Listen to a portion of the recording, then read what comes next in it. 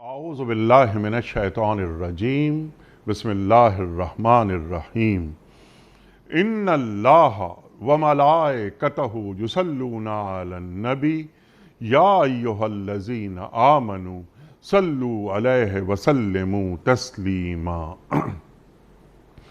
अल्लाहुम्मा सल्लि अला सय्यिदिना व नबिय्यिना व शफीअना व मौलाना मुहम्मद व अला आले मुहम्मद वबारिक वसल्लिम। मोहतरम ख़वातीन व हज़रात, अस्सलामु अलैकुम। क़याम सुबह के साथ एक बार फिर हाजिर मैं हूँ आपका मेज़बान अनीक अहमद। आप और हम जानते हैं कि जुमा और हफ्ता 2 दिन हम सवाल व जवाब के लिए रखते हैं।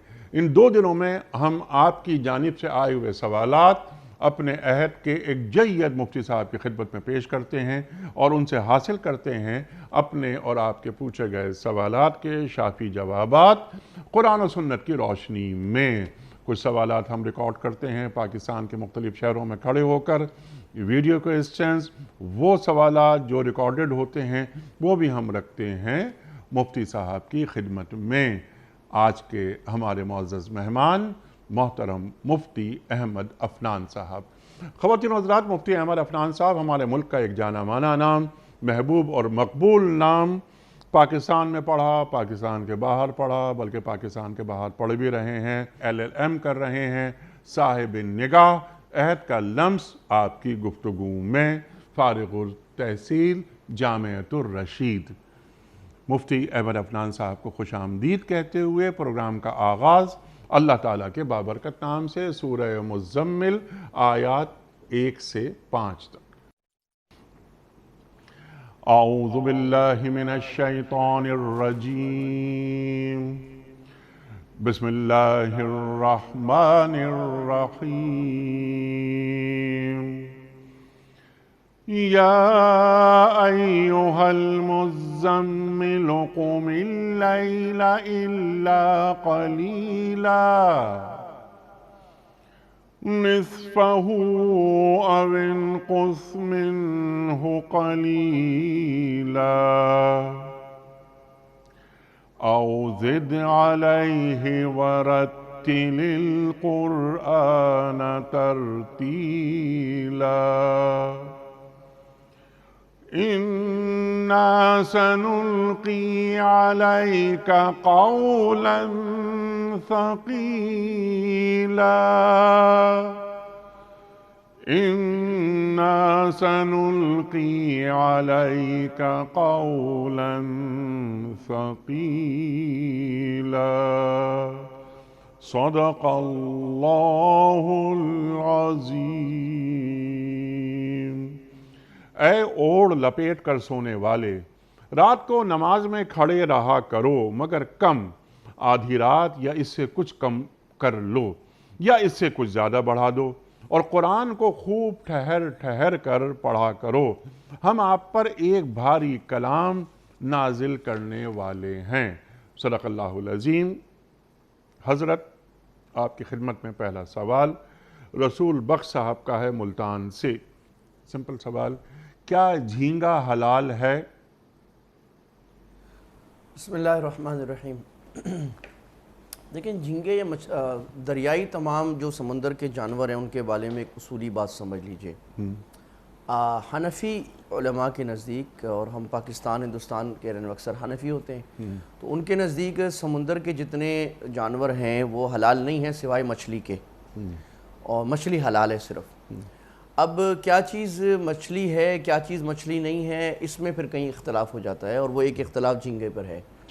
तो झींगे में इख्तलाफ ये था कि ये मछली नहीं है तो डिक्शनरी के लिहाज से नहीं बनती, और जो माहिरीन हैं वो स्प्लिट थे, जो यानी हैवानियात के ज़ूलॉजिकल एक्सपर्ट्स जो थे।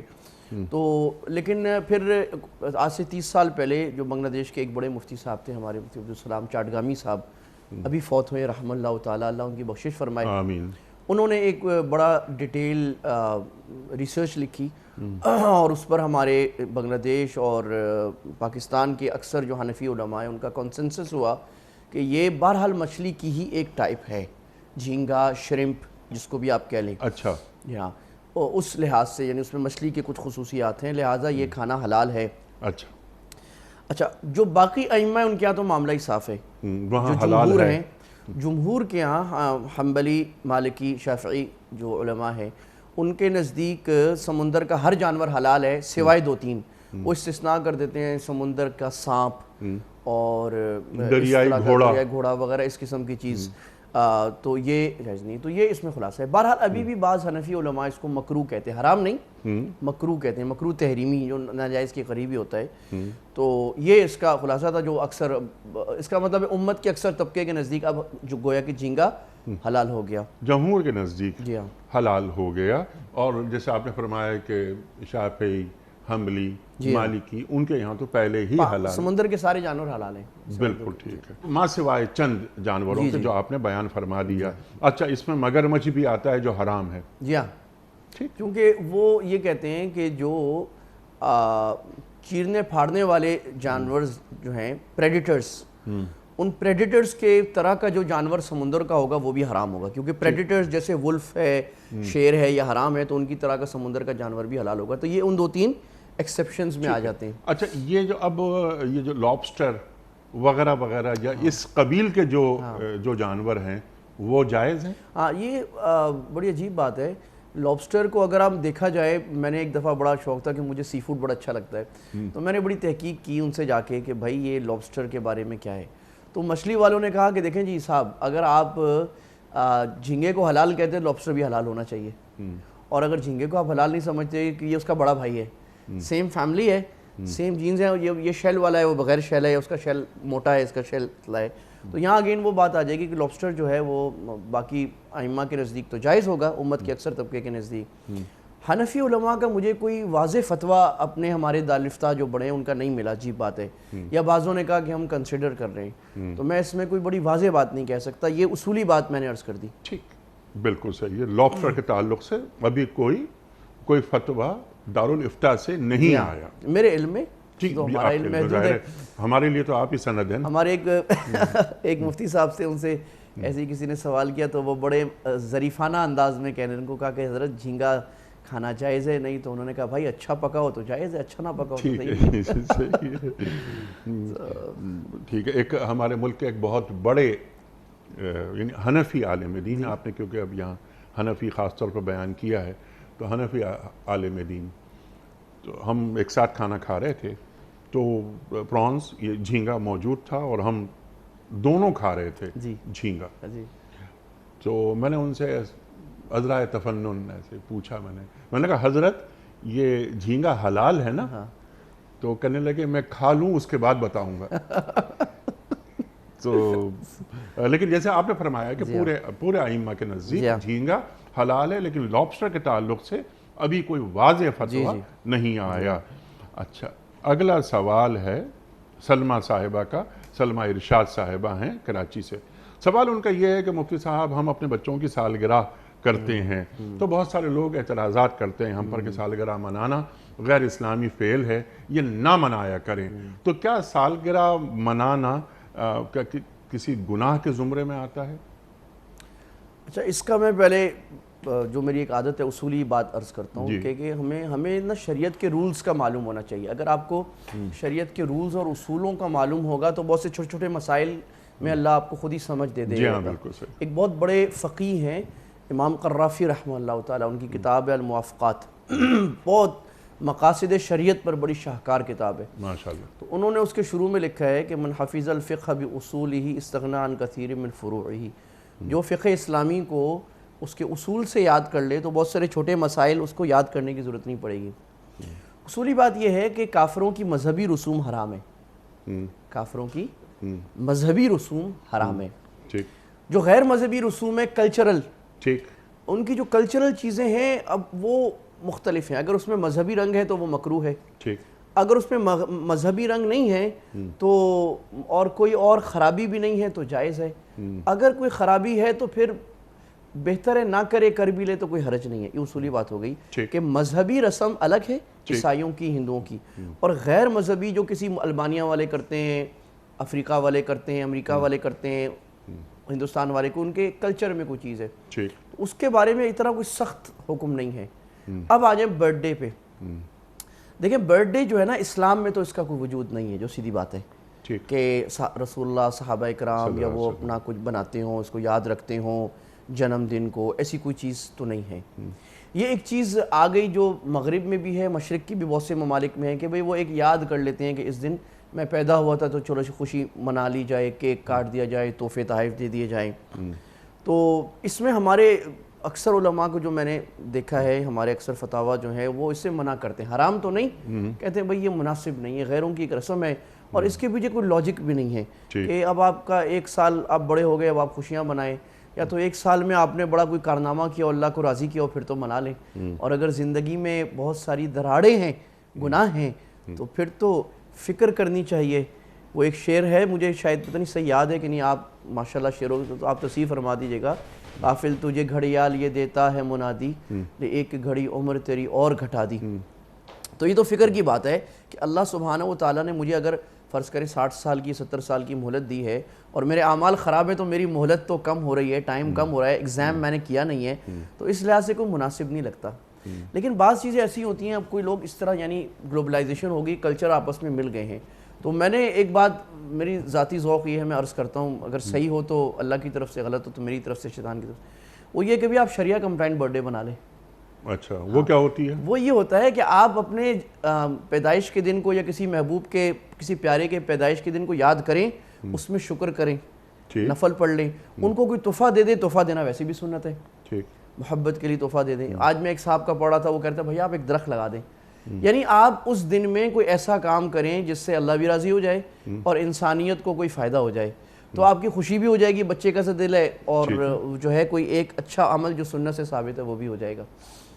یہ بہت اچھی بات ہے، بالکل، اور یعنی برتھ ڈے منانے میں کوئی قباحت نہیں ہے، جیسے آپ نے بالکل واضح کر دی بات کہ غیر مسلم روایات کو شامل نہ کیا جائے، یہ ایک کلچر کا حصہ ہے۔ ہم اس کو اس تقریب میں اب بہن بھائی جمع ہیں، بچے جمع ہیں، فیملی جمع ہے، کوئی بہت بڑا حرج نہیں ہے، جی کوئی بہت بڑا حرج نہیں ہے، جب تک کہ کوئی نافرمانی، گناہ، غلط کام ایسا نہ ہو۔ تو وہ نافرمانی تو برتھ ڈے کے علاوہ کسی بھی کام میں، کسی بھی تقریب میں نہیں ہونی چاہیے، ایسے ہی ہے بالکل۔ لیکن ایک اچھی چیز ہے، لوگ آتے ہیں، محبتیں بانٹتے ہیں، ایک دوسرے کو وش کرتے ہیں، بڑی اچھی بات بہت اچھی بات ہے۔ اچھا، اب وہ وش میں ہم یہ کہتے ہیں بھائی دعا دے دیں، دعا آپ وش نہ کہیں، آپ بولیں بھائی ہم ہر ایک دعا دے دیں، جی جی، کارڈ لکھنا ہے، کارڈ پہ کوئی دعا لکھ کے دے، کوئی آیت لکھ، تو خوش ہو جائے گا، تو یہ تھوڑی سی شریعہ کمپلائنٹ ہو جائے جی بالکل، ہم جو سلام کرتے ہیں وہ بھی تو دعا ہے، جی ہاں ایسے ہی ہے، تو بس یہ کام ہونا چاہیے۔ فصیح الدین صاحب کا سوال یہ ہے کہ میری بیٹی کے لیے ایک رشتہ آیا ہے، بات آگے بڑھ گئی ہے، لیکن اب وہ لڑکا یہ کہہ رہا ہے کہ میں اس لڑکی کو ایک نظر دیکھنا چاہتا ہوں، اس میں کوئی گناہ تو نہیں ہے؟ دیکھیں اصل میں بات ہو رہی ہے کہ نقاب کی، تو اصل بات تو یہ ہے کہ ایک خاتون کو، جوان خاتون کو خاص طور پہ نقاب کرنا چاہیے، ضروری ہے، لیکن دیکھنے کے بارے میں احادیث میں مختلف جگہ پہ آیا ہے، بلکہ 2 احادیث میں ایسا ہے کہ اللہ کے نبی صلی اللہ علیہ وسلم نے نہ صرف اجازت دی، ایک حدیث میں تو آپ سب نے اجازت دی کہ دیکھ لیں، آپ نے فرمایا دیکھ لیں، اور ایک روایت میں ہے کہ ایک صحابی نے کہا یا رسول اللہ میں شادی کر رہا ہوں فلاں انصاری سے، تو آپ صلی اللہ علیہ وسلم نے فرمایا کہ بھئی تم نے دیکھا ہے؟ انہوں نے کہا نہیں جی دیکھا تو نہیں، آپ نے کہا دیکھ لو فَإِنَّ فِي أَعْيُنِ الْأَنصَارِ شَيْءٌ، انصار کی آنکھوں میں بعض دفعہ کوئی عیب ہوتا ہے، اچھا تم دیکھ لو۔ اور ہمارے بہت سارے سلف صالحین یا تابعین، تبع تابعین، جو بڑے درجے کے صحابہ کے شاگرد تھے، بزرگ تھے، وہ کہتے تھے بھائی ہم اپنی بیٹی کی شادی نہیں کرائیں گے جب تک دیکھ نہ لیں، وہ کہتے تھے یہ دھوکہ ہو جائے گا، کہ ایک چیز ہو رہا ہے تو کہتے ہیں بھائی ایک نظر دیکھ لو تاکہ بعد میں تم یہ نہ کہو کہ میری بیوی تو ایسی نکلی، ایسی نکلی، ایسی نکلی۔ تو یہ شریعت نے اجازت دی ہے کہ ایک نظر دیکھنے کی، اور اچھا اس میں البتہ اب دیکھیں شریعت میں اتنا تھا کہ ایک نظر اس کو نارمل حالت میں دیکھ لیا جائے، اور یہ اس وقت دیکھا جائے جیسے آپ نے فرمایا بھائی صاحب کا جو سوال ہے کہ بھی بات کافی پکی ہو گئی، جی ہمارے ہاں ایک بڑی غلط رسم چل گئی ہے کہ بھئی وہ لڑکے والے دیکھنے آئے، ابھی نہ کوئی بات نہ کوئی اور، بس پہلے دکھا دو، یہ غلط بات ہے، کوئی لڑکی ہے، کوئی جانور تو نہیں ہے، کوئی معزز عورت ہے، بھئی آپ ساری باتیں کر لیں، خاندان دیکھ لیں اور چیزیں مالی ایسی جو آپ نے دیکھنا ہے دیکھ لیں، اب جب بات آخری ہو رہی اب آپ لڑکا کہے میں دیکھ لیتا ہوں، ایک بات نمبر 2 دیکھنے کی بھی یہ صورت نہ ہو کہ لڑکی بہت زیادہ بند سور کے اس طرح آئے، بلکہ ایک عام حالت میں ایک نظر کسی طرح دیکھ لی جائے، اس کا بھی جو جس میں پوری فیملی بیٹھی ہوئی ہو، اس میں کوئی تخلیہ نہ ہو۔ جی ہاں بالکل، تو اس قسم کی چیز میں حرج نہیں ہے۔ ہمارے بعض دیندار حضرات بہت زیادہ سختی کرتے ہیں کہ ناجائز حرام ہے، تو یہ ڈائریکٹ حدیث میں ثابت ہے، بلکہ اللہ کے نبی نے فرمایا دیکھ لو تو یہ بہتر ہے۔ آج کل تصویر ہے تو تصویر اگر کوئی ایسے دکھا دیتا ہے اس کی موبائل میں، کبھی ایک نظر دیکھ کے ڈیلیٹ کر دی جائے تو اس میں بھی حرج نہیں ہوگا۔ ٹھیک ہے، بالکل صحیح ہے، کلیئر ہو گئی یہ بات۔ شاہ نواز صاحب کا سوال ہے آپ کی خدمت میں کہ ہمارے امام صاحب جرابوں کے اوپر مسح کرتے ہیں، کیا ان کے پیچھے نماز ہو جاتی ہے ہماری؟ اس کی تفصیل میں عرض کرتا ہوں۔ دیکھیں، ایک ہے، 2 لفظ الگ سمجھ لیں، ایک ہے جراب اور ایک ہے موزہ۔ موزہ ہم کہتے ہیں عربی میں جس کو خف کہتے ہیں، چمڑے کا، اور جراب ہوتا ہے کپڑے کا، اون، سوتی یا کاٹن کا، یہ ہوتا ہے۔ جہاں تک چمڑے کے موزے پر مسح کی بات ہے تو یہ امت کا تقریباً اجماع ہے کہ اس پر مسح کرنا جائز ہے، اور اس پر احادیث اتنی ہیں جو درجہ شہرت تک مشہور حدیث، بہت زیادہ روایات ہیں۔ اور امام ابو حنیفہ رحمہ اللہ نے فرمایا کہ جب تک موزوں پر مسح کرنا مجھ پر صبح کی طرح واضح نہیں ہو گیا، اتنی زیادہ حدیثیں تھیں تو میں نے اس کا قول نہیں کیا۔ تو یہ جو قرآن مجید کی آیت ہے، اذا قمتم الى الصلاة فاغسلوا وجوہکم وایدیکم الى المرافق وامسحوا برؤوسکم وارجلکم الى الکعبین، جو وضو کی آیت ہے، اے ایمان والو جب تم نماز کے لیے کھڑے ہونے کا ارادہ کرو تو اپنے چہرے کو دھو لو اور اپنے ہاتھ جو ہے وہ کونیوں تک دھو لو، اور اپنے سر پر مسح کر لو اور اپنے پاؤں کو مسح کر لو یا دھو لو۔ اب یہ 2 طرح پڑھنا جائز ہے، فَامْسَحُوا بِرُؤُوسِكُمْ وَأَرْجُلِكُمْ وَأَرْجُلَكُمْ، قرآن میں دونوں اعراب پڑھنا جائز ہے۔ یہاں پر اگر ہم پڑھیں کہ فَامْسَحُوا بِرُؤُوسِكُمْ وَأَرْجُلَكُمْ، اس کا مطلب ہے پاؤں کو دھو لو، جو عام حالت میں ہے۔ اور اگر پڑھا جائے کیونکہ قرآن میں قراءتیں مختلف ہیں، سب ثابت ہیں، اگر ہم پڑھیں فَامْسَحُوا بِرُؤُوسِكُمْ وَأَرْجُلِكُمْ زیر کے ساتھ، تو اس کا مطلب ہے کہ سر پر بھی مسح کرو اور پاؤں پر بھی مسح کرو۔ اب معاملہ یہ ہے کہ پاؤں پر مسح تو ہے نہیں، تو اس سے پھر علماء کا، اہل سنت علماء کا تقریباً اجماع ہے، اس سے مراد یہ ہے کہ جب آپ نے چمڑے کے موزے پہنے ہوئے ہیں تو پھر آپ پاؤں پر مسح کر لیں، اگر موزے کے بغیر ہیں تو پاؤں کو دھو لیں۔ یہ تو بات ہو گئی چمڑے کے موزے کی۔ اب آپ آ جائیے کپڑے کے موزوں پر۔ تو کپڑے کا جو موزہ ہے، اس میں عام حالات میں اکثر امت کے نزدیک یہ ہے، شافعی، مالکی، حنبلی، حنفی، ان حضرات کے نہیں، حنفی، شافعی، مالکی، ان کے نزدیک یہ ہے کہ جناب آپ کپڑے کے جراب پر مسح نہیں کر سکتے، چمڑے پر کر سکتے ہیں، الا یہ کہ وہ کپڑے کی جو سوک ہے، جس کو ہم سوک کہتے ہیں، جراب، وہ اتنا موٹا ہو کہ وہ پھٹے نہ بہت جلدی، اس میں پانی آرام سے نہ جائے، موٹا ہو، یا اس کے نیچے چمڑا لگا ہو، پھر کر سکتے ہیں۔ جہاں تک بات ہے حنبلی اور ہمارے سلفی حضرات جو ہیں، اہل حدیث حضرات، ان کے نزدیک جرابوں پر مسح ہو سکتا ہے چاہے جتنی بھی پتلی ہو۔ اچھا، حنبلی مسلک کے جو بڑے امام ابن قدامہ رحمہ اللہ ہیں، المغنی، جن کی کتاب ہے جو حنبلی مسلک کی اتھارٹی ہے، اس میں انہوں نے یہ بات لکھی۔ ابن تیمیہ رحمہ اللہ نے پھر بہت لمبی بات واضح لکھی، تو چونکہ ہمارے جو سلفی حضرات ہیں وہ ابن تیمیہ کی پیروی کرتے ہیں رحمہ اللہ تعالیٰ کی، تو اس لیے وہ یہ کہتے ہیں کہ جناب یہ جائز ہے۔ اب میرے لیے کیا ہے، یعنی نماز پڑھ سکتے ہیں کہ نہیں؟ تو نماز کا اصول یہ ہے کہ یہ جو فقہی اختلافات ہیں یہ رحمت ہے، فقہی اختلافات اختلاف امتی رحمت ہے۔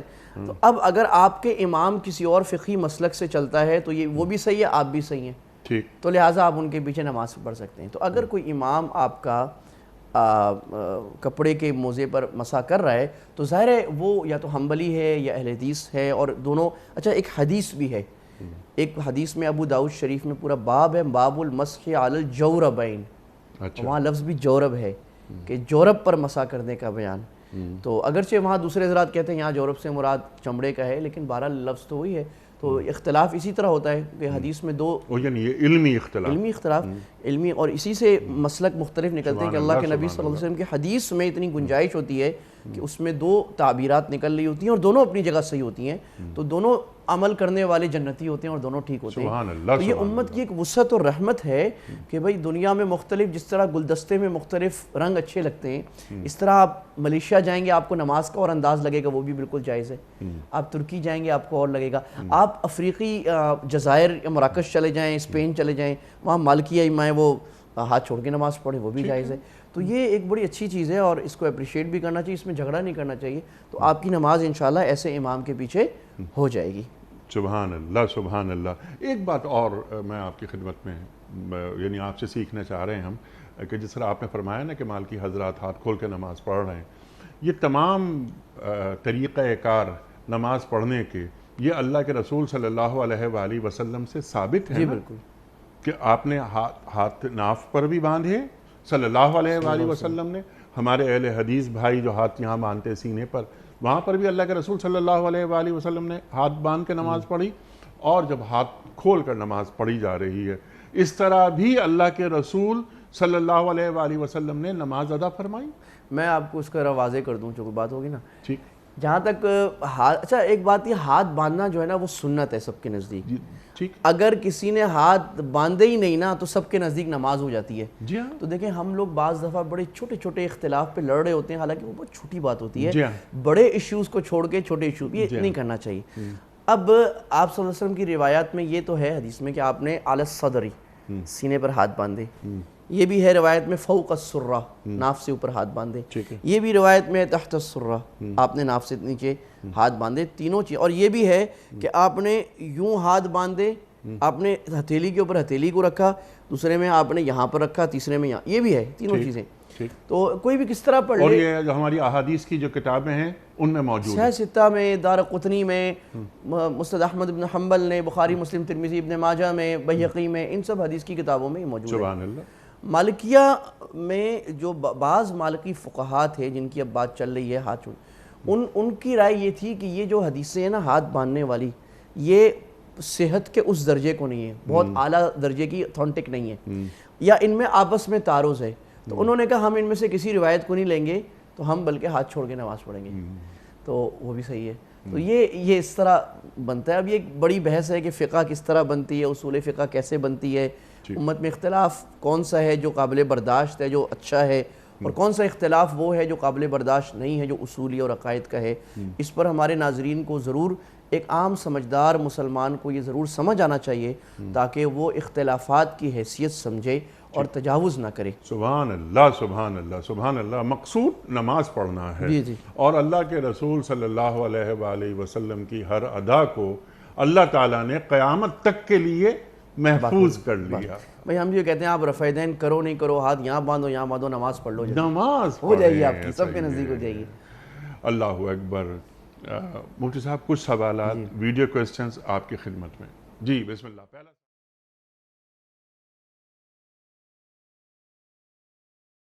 دین میں پڑوسیوں کے حقوق کا تعین کیا گیا ہے, لیکن ہم پڑوس میں رہنے والوں کو جانتے ہی نہیں. کیا اسلام کی روح سے یہ درست؟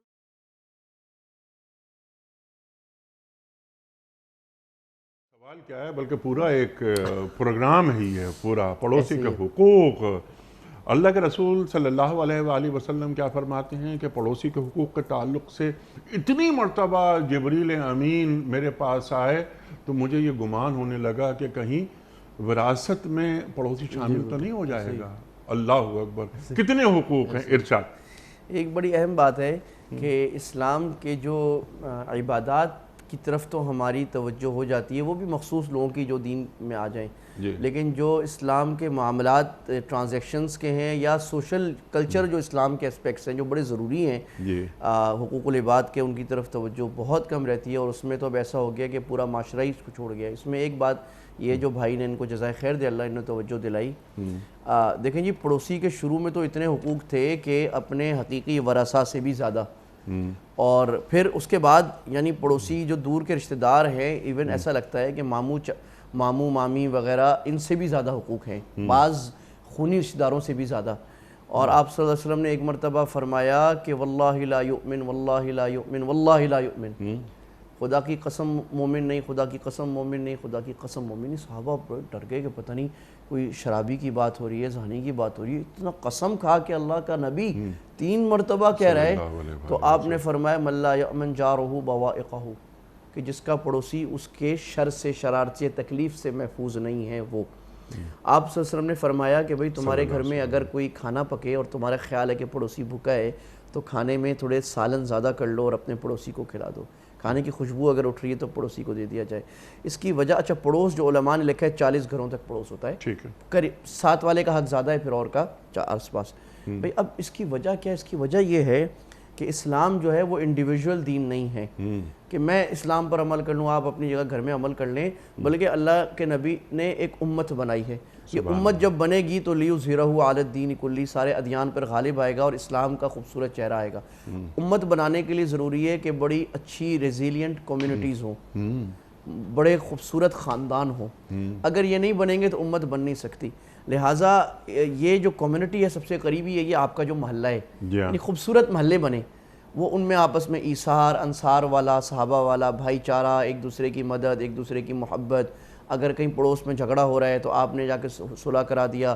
پڑوس میں ایک جناب محلہ کمیٹی ہے جو جھگڑوں کا تصفیہ کرتی ہے، جو محلے میں اگر کوئی گند ہے، روڈ خراب ہے، کچرا ہے، اس کو صحیح کرتی ہے. کوئی آدمی شرارت کر رہا ہے اس کو سمجھاتی ہے. آپس کا بھائی چارہ اور محبت کا ایک بڑا مثالی ریاست مدینہ کی طرح کا ایک معاشرہ بنتا ہے. تو اس میں ایک بڑی کمی ہے. اور یہ جیسے نے فرمایا کہ ہم دیکھتے ہیں کہ جو ایلیٹ کلاس کے سوسائٹیز ہیں وہاں پر یہ ہوتا ہے کہ ساتھ والے کو جانتے ہی نہیں ہیں. جو غریب علاقے ہیں وہاں پھر بھی ماشاءاللہ کچھ نہ کچھ ہوتا ہے. تو اس کی ضرورت یہ ہے کہ بھئی ہم جانیں.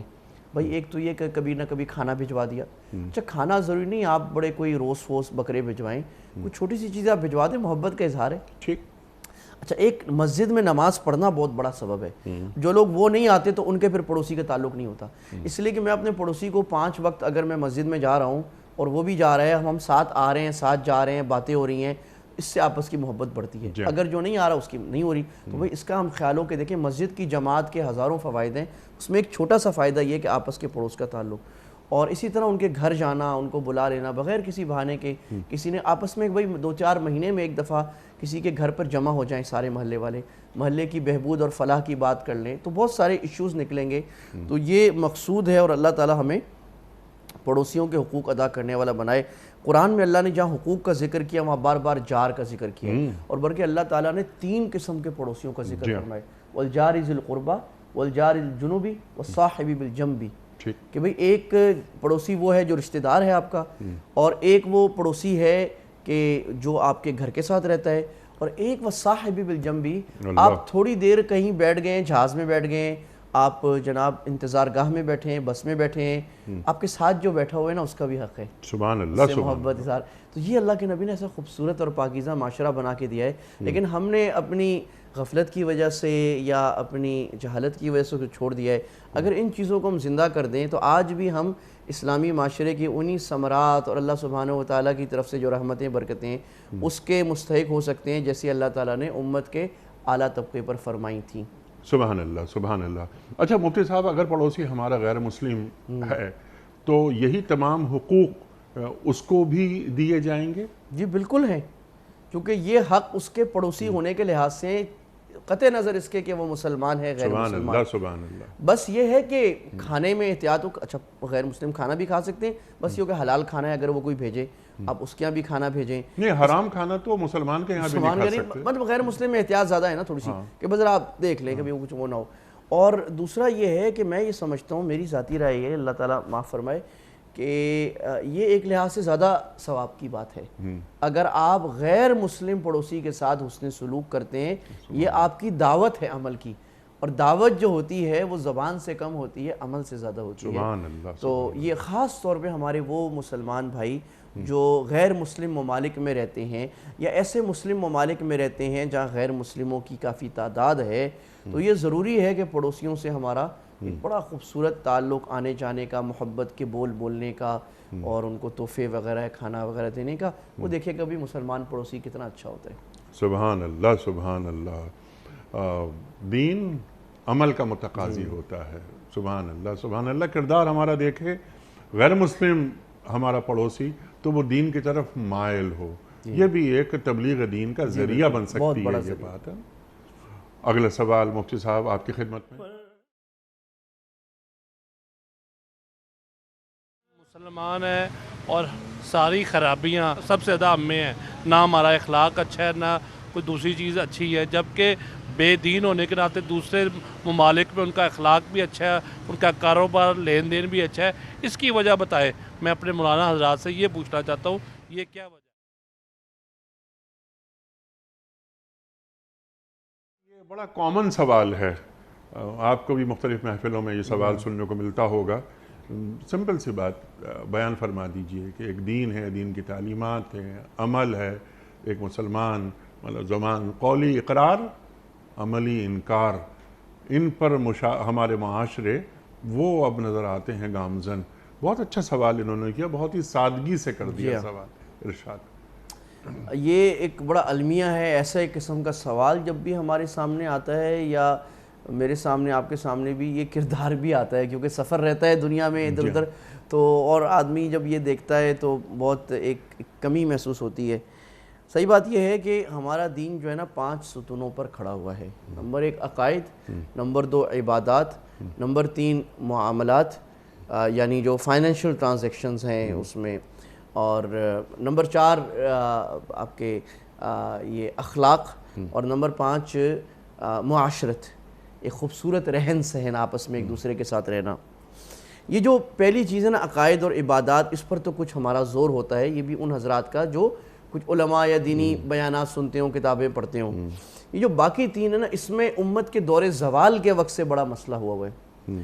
اور یہ یعنی یہ جو امت کی قرون اولیٰ تھیں، جو گولڈن ایجز تھیں ہماری 800 سال کی، اس میں مسلمانوں جیسا اخلاق دنیا میں کسی کا نہیں تھا، مسلمانوں جیسی معاشرت دنیا میں کسی کی نہیں تھی. یعنی تاجروں کے ایسے اخلاق ہوا کرتے تھے کہ ایک تاجر کی دکان پر اگر گاہک زیادہ آ جاتے تھے نا، تو پھر وہ تھوڑی بات کہتا تھا، یار ابھی تم ایسا کرو کہ میرے ساتھ والے بھائی کی دکان پہ چلے جاؤ، اس کا سودا آج نہیں بکا، میرا تو آج کافی بک گیا. سبحان اللہ. ایسے عالی اخلاق. اور لوگ جو ہے نا اتنے مل کر آپس میں رہتے تھے. لوگوں نے گھر کے باہر دکانداروں نے لگایا ہوتا تھا کہ بھئی اگر آپ کے پاس پیسے نہیں ہیں آپ ایسے ہی چلے جاؤ. یعنی امانت دیانت کا ایک ماحول تھا، معاشرہ تھا، ایک دوسرے کی سپورٹ کرنے کا. اگر کوئی غریب ہوتا تو وہ اس کو کوئی نہ کوئی گھر لے جاتا، اپنے کھانا کھلاتا. ہوٹلنگ کا تصور نہیں تھا. اس عالی اخلاق پر امت چلتی تھی تو اللہ نے امت کو عروج دیا تھا. جب ہمارا اخلاقی میں یہ سمجھتا ہوں کہ ہمارا جو زوال آیا ہے، یہ جو قوت کا زوال، یہ بعد میں آتا ہے. پہلے سویلائزیشنز اور کلچرز ترقی کرتے ہیں، آپ کی تعلیم کا لیول بڑھتا ہے، اخلاق بڑھتا ہے، آپ کا کلچر اسٹرانگ ہوتا ہے، پھر اللہ آپ کو دنیا پہ ڈومینیشن دیتا ہے. تو ہمارے اندر جو چیز کا زوال آیا ہے وہ اخلاقی زوال، معاملات کا، امانت داری، معاشرت کا زوال، علم کا زوال. اس زوال کے بعد ظاہر ہے پھر جن قوموں نے پیرللی اپنا علم اور اخلاق کو اونچا کیا تو انہوں نے ہم پر حکومت کی، اور آج تک وہ حکومت کر رہے ہیں. تو اس میں یہ دیکھا جائے کہ اللہ کے نبی صلی اللہ علیہ وسلم سے پوچھا گیا کہ بھائی اچھا مسلمان کون ہے، تو آپ صلی اللہ علیہ وسلم کا متعدد مواقع پہ جواب یہ ہے کہ جس کے اخلاق اچھے ہیں. اخلاق اچھے ہیں. آپ نے بعض جگہ فرمایا اپنی بیویوں سے بہت اچھا سلوک کرتا ہے، کیونکہ یہ معیار ہوتا ہے نا. بعض دفعہ کسی کا اخلاق آپ کے ساتھ تو بڑا اچھا ہے، میں ہنس کے باتیں کر رہا ہوں اوپر سے، لیکن جب میں اندر جاتا ہوں اب میرا اصل اندر کا آدمی نکلتا ہے. اگر اندر سے میں خوبصورت ہوں تو خوبصورت نکلے گا، اندر سے اللہ نہ کرے حیوان ہے تو حیوان نکلے گا، کیونکہ بیوی بچوں کے سامنے تو کوئی دیکھنے والا نہیں ہے. تو یہ اخلاق کا معاملہ. اسی طرح معاشرت کا معاملہ کہ بھئی میری بیوی سے تعلق، بچوں سے تعلق، والدین کے حقوق، پڑوسیوں کے حقوق، رشتہ داروں کے حقوق، چچا ماموں، پھپھا پھوپھی، بھانجا بھانجی، بھتیجا بھتی، بہن بھائی، ان سے کیسا معاملہ میرا چل رہا ہے. رشتہ داریاں میں برابری سرابری میں پوری کر رہا ہوں، یا میں اللہ کا حق سمجھ کے رشتہ داروں کا حق اپنا رہا ہوں، ان سے محبت، پیار، ان کے پاس جانا، ان کو باز کرنا، ان کو سپورٹ کرنا، یہ کام میں خود کر رہا ہوں. تو اس کی طرف بڑی کمی آ گئی ہے. اور اس کی ضرورت اسی بات کی طرف ہے کہ امت دوبارہ سے اس بات کو سوچے کہ جو کامیابی کی کنجی دنیا میں ہے نا وہ معاملات میں ہے، حقوق میں. یہ بات بڑی اہم میں عرض کرنے لگا ہوں، اللہ کرے میں سمجھا سکوں. دیکھیں عبادات جو ہے نا وہ میرا اور میرے رب کا معاملہ ہے. اگر میں رات کو تہجد پڑھتا ہوں نا تو صبح پہ آ کے انیق صاحب میں آپ پہ روب نہیں جما سکتا کہ میں تہجد پڑھتا ہوں میری تم عزت کرو. اور آپ تہجد پڑھتے ہیں میں کیا کروں؟ میرے سے آپ بدتمیزی کیوں بات کر رہے ہیں؟ آپ کی داڑھی زیادہ لمبی ہے، اچھی بات ہے، لیکن آپ میرے سے کیوں بدتمیزی کر رہے ہیں؟ وہ آپ کا اپنا معاملہ ہے. ہم لوگ عبادات کی وجہ سے یہ توقع کرتے ہیں کہ دنیا میں ہم بہت باعزت اور بڑے ہو جائیں گے. ہوتا نہیں ہے. دنیا میں عزت کا مدار اللہ سبحانہ و تعالیٰ نے وہ معاملات پہ رکھا ہے. اس لیے اللہ کے نبی صلی اللہ علیہ وسلم جب آپ آئے نا غار حرا سے اور آپ بڑے ڈرے ہوئے کہ پہلی دفعہ وحی آئی اور آپ بڑے پریشان ہو رہے، اور آپ نے اماں خدیجہ رضی اللہ عنہ سے فرمایا خدیجہ مجھے تو میری جان کا خوف ہو گیا ہے، ایسا کوئی معاملہ. تو حضرت خدیجہ نے نا 5-6 باتیں فرمائی اللہ کے نبی کو، اور اب وہ باتیں ساری حقوق العباد کی. آپ نے فرمایا حضرت خدیجہ انک لتصل الرحم، میرے حبیب اللہ آپ کو رسوا نہیں کریں گے. کیوں؟ یہ نہیں کہا کہ آپ غار حرا میں 1 مہینہ عبادت کرتے ہیں بیٹھ کے، حالانکہ کرتے تھے عبادت، نہیں آپ صلہ رحمی کرتے ہیں، رشتہ داروں سے جوڑتے ہیں، آپ بھوکوں کو کھانا کھلاتے ہیں، پیاسوں کو پانی دیتے ہیں، اور آپ لوگوں کو کما کر دیتے ہیں. وَتُعِينُوا عَلَى نَوَائِبِ الْحَقِّ، اور آپ اجتماعی کاموں میں آگے بڑھ کر، قومی کاموں میں، ملی کاموں میں آگے بڑھ کر حصہ لیتے ہیں، اپنے آپ کو والنٹیئر کرتے ہیں. تو اب اللہ دنیا میں کامیابی کے اور رسوا نہ ہونے کے جو اسباب حضرت خدیجہ کی زبان سے نکلے ہیں وہ یہ ہے کہ بھئی لوگوں سے تعلق رکھنا خوب کرنا. جی لوگوں کے بوجھ اٹھاتے ہیں. اچھا، اور مسلمان کی مثال اللہ تعالیٰ نے قرآن مجید میں دی ہے کھجور کے درخت کی. اللہ کے نبی نے یہ حدیث بخاری شریف میں 7 جگہ ہے، آپ اندازہ فرمائیں اتنی اہم حدیث ہے کہ اللہ کے نبی نے فرمایا ایک درخت ہے جس کی شاخیں بڑی اونچی ہیں، جڑ زمین پہ مضبوط ہے، تم بتاؤ وہ کون سا ہے؟ مومن کی مثال اس درخت کی ہے. تو صحابہ کرام جو ہے نا وہ بیری یا ادھر درختوں میں سوچنے لگے. عبداللہ بن عمر کہتے ہیں مجھے سمجھ میں آ گئی کون سا درخت ہے، لیکن میں بڑوں کے ادب کی وجہ سے بولا نہیں. تو اللہ کے نبی نے فرمایا کہ وہ کھجور کا درخت ہے، کہ کھجور کا درخت جو ہے اس کا ہر ذرہ قوم لوگوں کو نفع دیتا ہے. اس کا تنا اگر سوکھ جائے تو اس کو لوگ ستون بنا لیا کرتے تھے، اس کی شاخوں سے لوگ چھپر لگا لیا کرتے تھے. اور کھجور تو ہے ہی آج کل ایک پاور فروٹ ہے، اور اس کے تنے میں سے پانی نکلتا ہے جو بڑا رس، بڑا میٹھا، بڑا طاقتور. تو درخت جو ہے کھجور کا اپنے اوپر دھوپ برداشت کر کے لوگوں کو سایہ دیتا ہے. آدمی کو بے فیض نہیں رہنا چاہیے. اور کیا اچھی بات آپ نے فرمائی کہ تہجد پڑھ کر میں آیا ہوں لیکن صبح میں لوگوں سے بدتمیزی کر رہا ہوں. تو تکبر تقوی بھی نہیں ہونا چاہیے.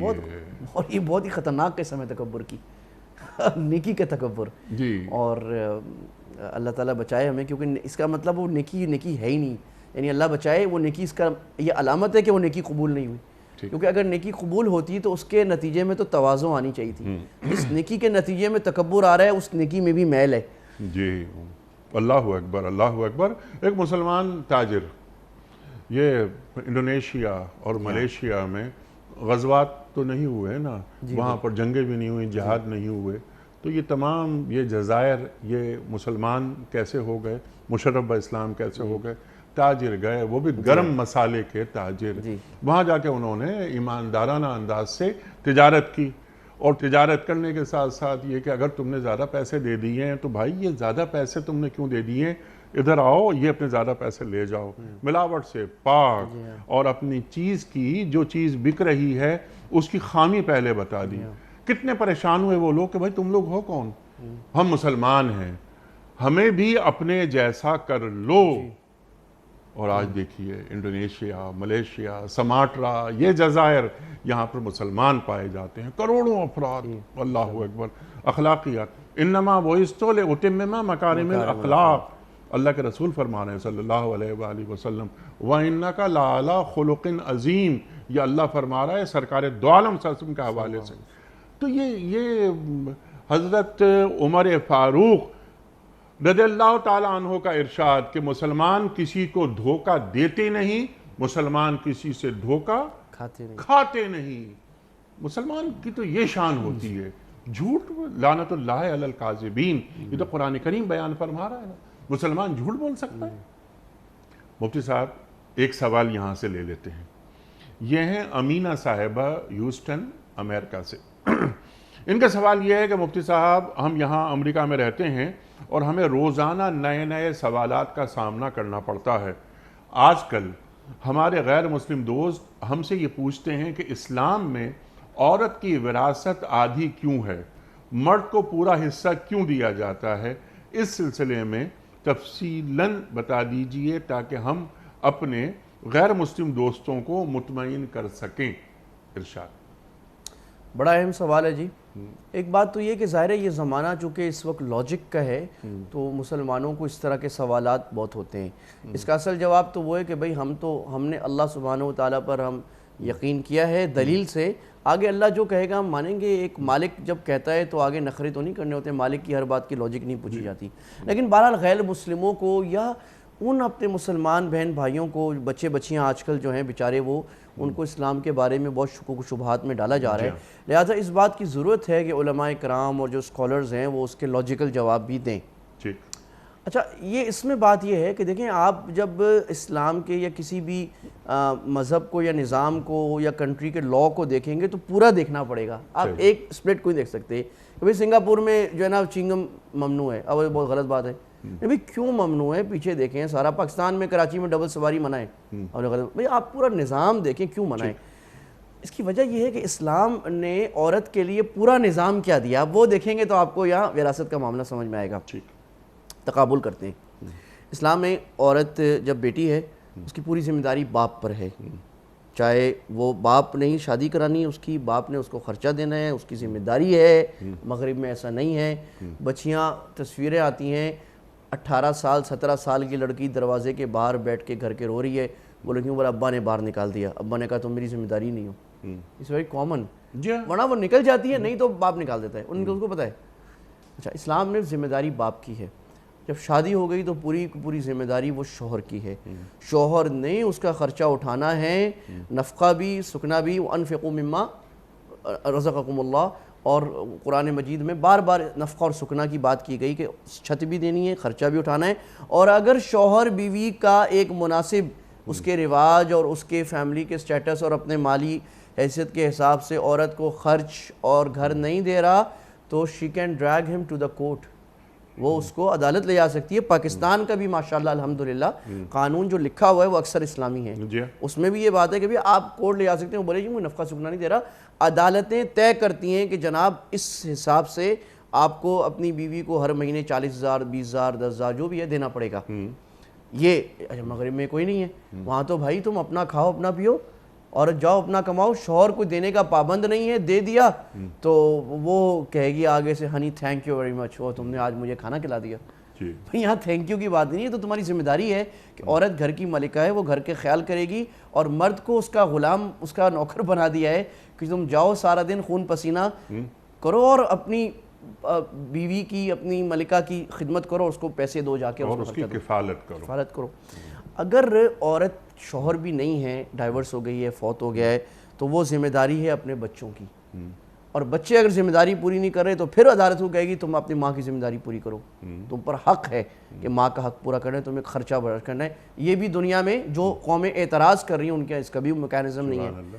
اگر بیٹا بھی نہیں ہے تو بھائیوں کی ذمہ داری ہے، بھائی بھی نہیں ہے چچا کی ذمہ داری ہے کہ وہ اس کے، تو اللہ نے عورت کو اسلام نے جتنا حق دیا ہے، جتنی فیسیلیٹیشن دی ہے، اور یہاں تو مردوں کو مظاہرہ کرنا چاہیے کہ ہمارا حق ہمارا جا رہا ہے کہ یار ہم اپنا بھی خرچہ اٹھائیں، بیٹی کا بھی، بیوی کا بھی، ماں کا بھی، بہن کا بھی ہم اٹھائیں۔ کہ نہیں بھائی تم مرد ہو، تمہیں اللہ نے زیادہ طاقت دی اس لیے ہے کہ تم عورت کو آرام سے گھر میں بٹھا کے خرچہ اٹھاؤ۔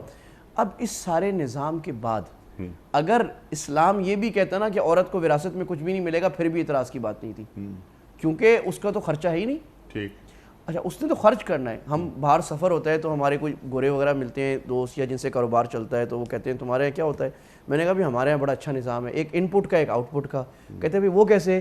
میں کہا بھی ہم کماتے ہیں، بیویاں خرچ کرتی ہیں، ہم روز کما کے لاتے ہیں، وہ جا کے خرچ کر کے آتی، تو وہ نا ایسے دیکھتے ہیں واقعی ہاں واقعی ارے یار یہ تو بڑا زبردست کام ہے، وہی ایسے ہی ہوتا ہے ہمارے یہاں، تو کہتے تمہارے یہاں نہیں، ہمارے یہاں نہیں، ہمارا پورا معاشرہ اسی پہ چلتا ہے۔ اب آپ مجھے بتا دیں عقل سے کہاں اعتراض؟ اب تو اللہ کا احسان ہے کہ اللہ تعالیٰ نے عورت کو آدھی وراثت دی، اور وہ جو آدھی وراثت ہے وہ بھی ہر لحاظ میں نہیں عورت جی ہاں، وہ بیٹی ہے تو تب بھی اس کو وراثت مل رہی ہے، بیوی ہے تب بھی اس کو وراثت مل رہی ہے، وہ ماں ہے تب بھی وراثت کی میں وہ حصے دار ہے۔ اچھا اگر ماں ہے تو ماں اور باپ کو برابر مل رہا ہے؟ جی ہاں، ایسا نہیں ہے کہ تو یہ جو الگ الگ ہے یہ صرف بیٹا بیٹی اور بہن بھائی میں ہے، ان کو الگ الگ مل رہا ہے، تو لہٰذا پھر کوئی اعتراض کسی انصاف پسند آدمی کے ذہن میں نہیں رہے گا۔ اگر جو معترض ہے، جس کو کہتے ہیں معترض اندھا ہوتا ہے، اس کو خواہ مخواہ اعتراض ہی کرنا ہے تو وہ تو کرتا رہے گا، کرتا رہے گا۔ بالکل، سبحان اللہ سبحان اللہ۔ اور آپ نے سب سے پہلے جو بات بیان فرما دی وہ انتہائی اہم بات، یہ تو غیر مسلم ہے نا جو سوالات اٹھا رہے ہیں، یہ محترمہ امینہ صاحبہ سے، یہ دین کی بڑی خدمت کر رہی ہیں ہیوسٹن میں ان سے واقف ہوں، اور اللہ ان سے مزید کام لے۔